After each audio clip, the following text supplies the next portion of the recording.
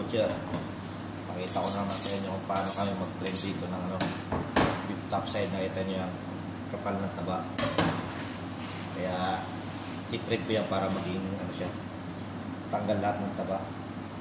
Isahan ko na dito mga kabutcher. Gilid-gilid. Maganda ito pag wala nang taba. Maganda siya tingnan. Yung mga nagtatanong pala sa akin kung anong ginagawa namin sa taba, nahalo namin yan sa mga burger tsaka sausage to. Kita nyo ito mga kabutcher, kapal ng taba. Sarap yan, ihalo sa burger tsaka sausage. Malasa masyado, parang sa taba ng baboy. Pag walang taba yung longganisa, hindi masarap yung tsaka hindi dry yung longganisa. Dito naman ganun din, pag hindi walang taba yung karne, tulad dito puro pula na lang, hindi masarap yung sausage mga kabutcher. Kaya yung mga nagtatanong sa akin, dito namin tinatapon yan mga kabutcher. Nahalo namin yan sa, nakita nyo pag nagagawa ko ng burger tsaka shish kebab, yung Arabic na item nila yan. Kita nyo yan, kita na yung pulang mga kabutcher ng karne.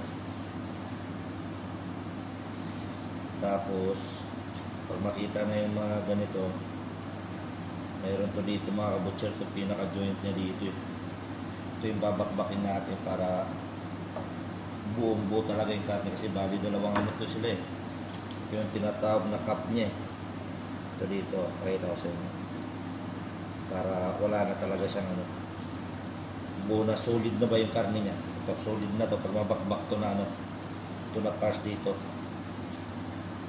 solid na yung buo ng karne. Parang ito, buo na siya, solido na yan mga kabutcher.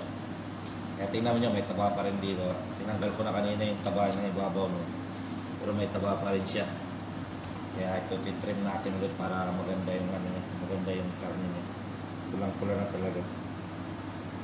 Kaya ganyan lang kayo dito mag-trim mga kabutcher.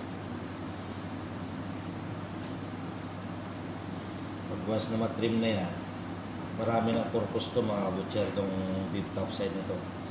Pwede gawin namin beef mini stick, stroganoff, yung low fat cubes tsaka low fat mince. Maraming purpose to na karne to.